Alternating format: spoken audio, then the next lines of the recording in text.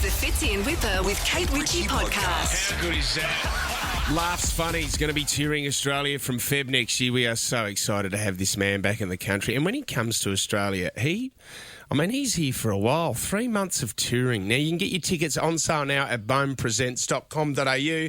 Jimmy Carr, welcome, buddy!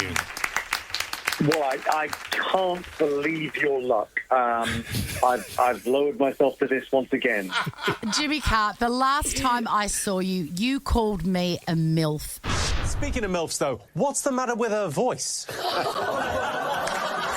It sounds like the project are doing a séance, and that's a voice from the other side. It does. It sounds like I'm possessed. I can't believe I'm talking to you like this.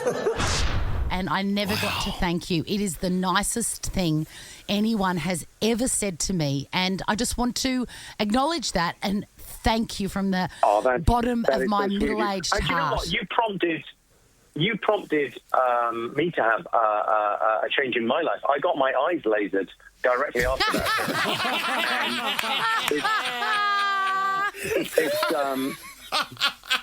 And no, I'm not that I would take anything away from your. I mean, I still would, but I would now call you a gilf. Right, which is what's a gilf? Grandmother. Oh, right. We're sliding, Swanee. We are sliding here. Oh, you've ruined it all. Did you ruined it all is what the gilf normally says afterwards. Did you enjoy the project at the time? We just found out after 16 years that the project is leaving us, Jimmy Carr. It's leaving our screens. Well, whatever will we do while we're making our tea? Is it going? What else are they going to do? What else are they going to put on instead? Well, they can't run a Jimmy Carr special at a family-friendly time. We know that much. I've seen your live show, Jimmy. Well, I mean, listen, Neighbours is gone. The project is gone. It's your cultural contribution to the world is diminishing. What's going on? Well, the Bill took over. I think they're just going to do reruns of that over here. That seems kind of crazy. That was kind of an institution. It's a very nice thing to do, to go and do that show and let people know. I mean, it's, you guys have got, I don't know, you'll miss it when it's gone, I'd say. So what are you going to do now? I mean, that was your bread and butter, wasn't it? What are you now? You're not going to walk the streets again, are you, Chrissie? Yes. On the strength of being called a gilf, I've got a street walking niche, Jimmy Carr. Thanks to you, and I appreciate it. It's quite specialist, but some of the customers like it. Yeah. All sorts. I'm looking for a more mature lady. Yes. Oh, I love that. Hey, Jimmy, you know what I'm fascinated by? Because you're such an intelligent guy, and I love the show, and I've seen the live show, as I said, but people are interested in what you have to share on a serious level too. So, there was part of this on Joe Rogan, which I want to talk about, but I've seen some of the moments where you have to turn, when you ask for questions or comments from the audience, someone might ask a serious question, and you've got to make the decision whether to run with a comedy angle or go, do you want me to answer that seriously? Do you actually want me to answer that seriously? That must be a bit tricky, jumping from one to the other. Not really. I mean, I think like in a show, I'll maybe do 2 or 3 serious moments, and that's enough. I never try and overdo it because I've kind of got a side hustle going on podcast now and being, a public intellectual. But that's just a product of age. Once you've had like 25 years in show business, you go, well, I could, I know something. I know a few things. Yep. Yeah. And it feels like there's a slight gap in the market for that at the moment of going, I wrote this book a couple of years ago called Before and After, which was like Eckhart Tolle for dummies. Great. It was like sort of like a self-help book, but for people that don't read self-help books. But, I think everything's better with a bit of comedy. I think like life and wisdom is much better if it's not too earnest. I think you can take life, you can be very sincere and not terribly serious. And that's a great mix for me. Yeah, that is a beautiful... You know what we're talking about just on Joe Rogan? Old mate Russell Crowe, when he spoke about going on the Joe Rogan and the experience he had, I think he told us that he had to sign off on the podcast recording going for not only as long as Joe wanted it to be, but a minimum of 3 hours. Was that the experience? Yeah, I've done Joe a couple of times. I think, there's an unwritten rule if you do Joe Rogan, that if it's less than 3 hours, I guess you didn't do well. It's, it's meant to be that length of a conversation. Oh, my God. It's actually, there's nowhere to hide in a 3-hour podcast. That's it's kind of, you become more authentic. I think that's why some politicians don't want to do that show, because they're scared if they go on it and they're just, freewheeling and not doing kind of talking points. It gives them away. That's so the mask true. will slip. So I think there's something really nice about it. Is he a great interviewer, Jimmy? Have you done Louis Theroux as well? Like, who are the ones that stand out for you that you really enjoyed going on podcasts and talking to people? Well, Joe Rogan, I think, is as a cultural phenomenon, and because it's an interesting thing. Like, if you talk to most people, they will go, "Oh, people don't have the attention span these days." Yeah. I would disagree. I think people do have the attention span, but only for good stuff. And if it's 3 hours long, they'll listen to it, but they'll watch a TikTok video for 30 seconds or 20 seconds because that's how good it is. I had an amazing conversation with a kid recently, like a friend of mine's kid, like 14, and I said, "Oh, what's your favourite song?" And he went, "Whole song." The whole song. They're just listening to bits. Oh my God! Oh my God! He couldn't name a whole song. He went, "Oh, I like the beginning bit of Bohemian Rhapsody. I've never heard the whole thing." Things have changed, Jimmy. Things have changed.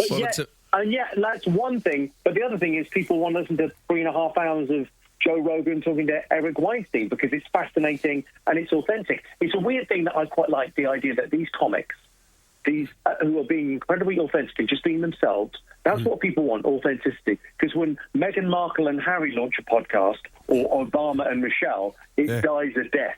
Yep. Because people go, "Oh, this is some nonsense.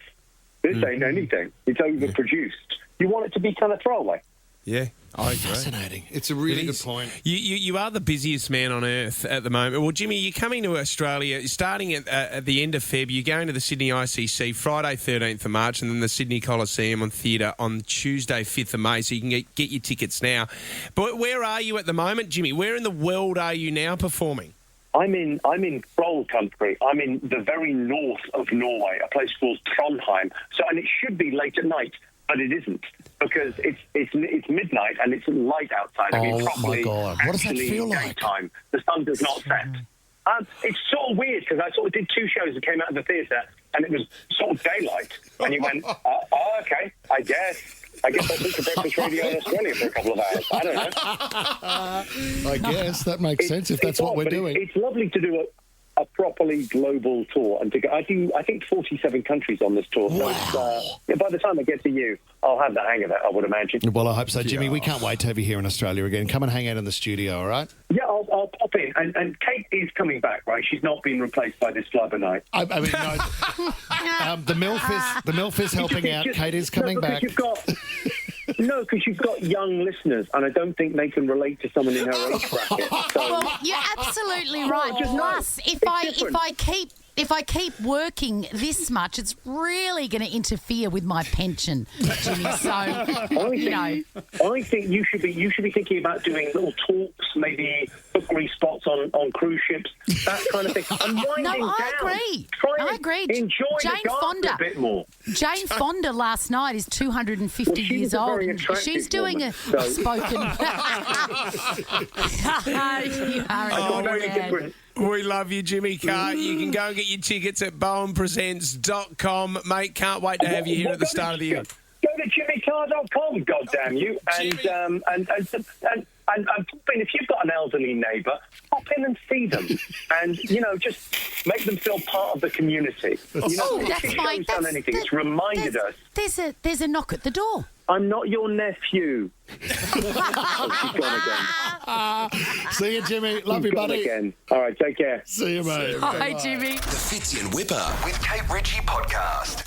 Bit of a treat in the studio, Andy Lee. Welcome once again, buddy. Nice to be here. Oh, an honour to have you in these wild times outside. I mean, you're angry you missed the singles party last night. You're actually engaged. You have a girlfriend. Engaged, ain't married. Hey? Engaged, ain't married. It's the kind of things you say when you're in a different state, knowing she's obviously in Melbourne and won't hear this. If I'd say that with her around. Ain't married. It's written on your shirt, mate. Or just talking of his shirt, which is his jumper, but this is love, because is it true that Beck bought you a jumper just for your press interviews today, your junkets today? This is the kind of girl I'm going to marry.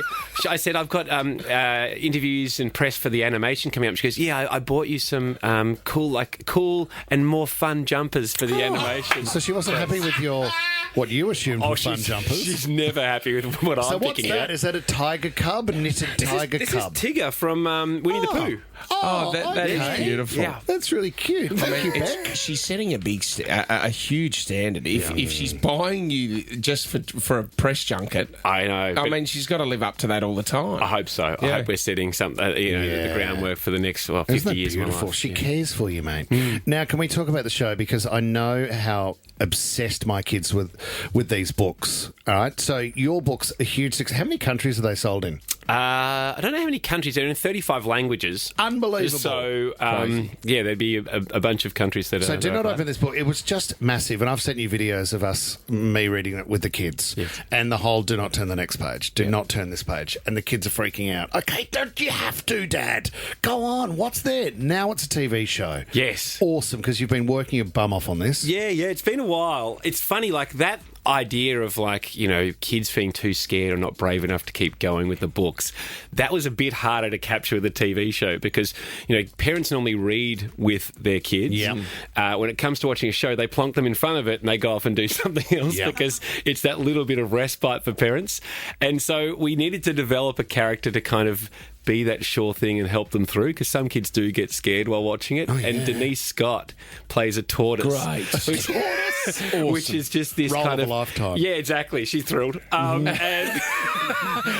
she's that helping, trusting hand. I don't think there's any better voice to be able to help kids through it. Oh, can we have a listen? We got a bit of the trailer, don't we, Jess? Excuse me? What are you doing? You can see from the sign over there. You're not meant to be watching this show. There are plenty of things you can watch, but this show is not one of them. Instead, you could watch that rock. I love it. So what other voices? Dave Hughes plays a goblin. Right, that's great. Naturally. Well, that was the best thing. He comes into the recording studio and he goes, you know what voice do you want? I'm like, hey, mate, are you not Meryl Streep? I haven't hired you for your brilliant voice work. Don't do voices. You're angry and you swear on social media a lot. Exactly. What voice do you want? I was really surprised that he thought that I was going to try and test his range. What do you want from me? All right, Ando, I've opened it. At Nova alumni, Joel Chrissie plays a sassy Lime. Great. Yeah, Lime and Kiwi are two kind of offsides. Remember the old guys in the Muppets? Yes. Yeah, Statler and Waldorf? Yep. Yeah, it's kind of the new version of that. Lime and Kiwi sit on the side and just make quips all the time. Oh, I love that. And then there's heaps of cameos. Glenn Robbins plays my dad. Awesome. Hamish Blake's in there, Broden Kelly, Chrissy Swan, Carrie Bickmore. I was just trying to grab as many as I could. This is great, mate. So we're out on starts on Friday. Yes, do not watch it on Friday. Do not watch it, guys. Please don't watch it. This has taken a long time to put together, isn't it? Gosh, animation's so slow. What are we talking to do one episode, Andy? It's on a little conveyor belt, but I would say about 9 months for 11 minutes. That is crazy. Yeah. I know, but when you're watching it, don't think that. No. Don't go, this took 9 months for this? Oh, man. Please. Hey, can we talk about the pub in New York? Oh, I'd love you to. Because it's been one of the joys this year for me. Isn't it funny how It's a dream. How people want to leave Australia, go to New York, and then go and try schnitzel in New York? It's because it's an Australian menu, isn't it? Yep, Australian menu. Old mates. There was... Well, when we were in 2011, when Hamish and I were doing Gap Year there, I think there were 6 Aussie venues. They weren't all like strong Aussie themed, and then there was 0. And so we thought we better fix that because you need a place to go and watch the AFL or the NRL or watch the Matildas win and or the Aussies beat the Poms. So we embarked on that. We created Old Mates, and it's just been so much fun. Can I ask, because it looks like someone has recently moved in, a guy by the name of Hugh Jackman. Every time you're over there, it's just out the front of the pub. And what's he doing? Is he doing like cheap taco nights on Tuesdays? He does bins. He's a bussy and bins. And then you eventually do. Funny you say that because when I was trying to raise money for it, and we thought it'd be funny to get iconic Australians to put the money in, and all these guys were meant to be silent partners.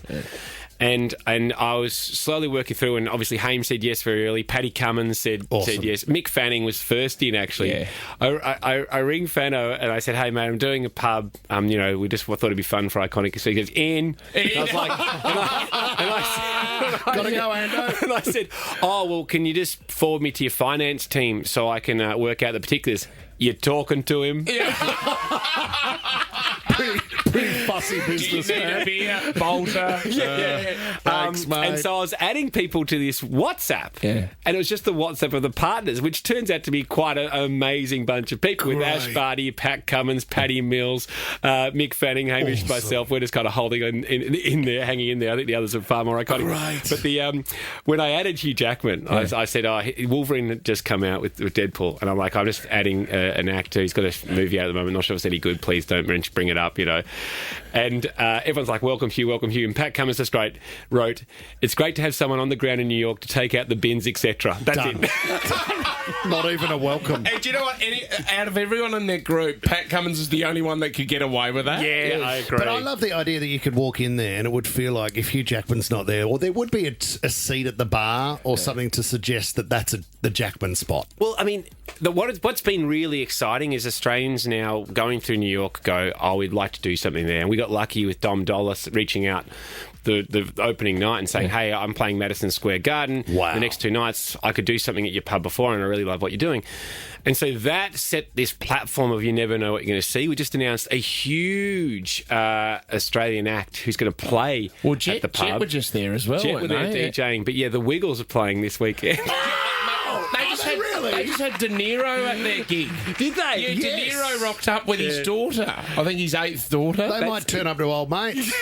De Niro will be there. Well, that's the fun thing. It's nice. We didn't put any pressure on any of the partners. They were meant to be silent, but I started getting text on the WhatsApp going, hey, you can mention me. It's okay. And so the venue's fun that way. Let everyone know, please.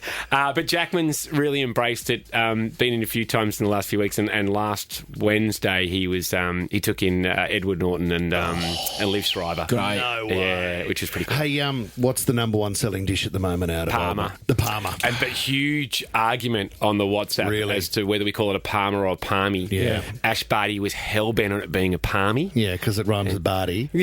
That's all she wanted, the Barty Palmy. Yes, that's all she wanted. Bad. We might have to change it. What a selfish shareholder. Mate, Ando, we know how busy you are. You've got a full day of press junket, but do not watch this show. It launches this Friday, 6 a.m. on ABC iView. You can go watch it there. Thanks for coming in, Thanks so much for having me. Love it, buddy. Fitz in Whipper with Kate Ritchie is a Nova podcast. For more great shows like this, download the Nova Player via the App Store or Google Play. The Nova Player.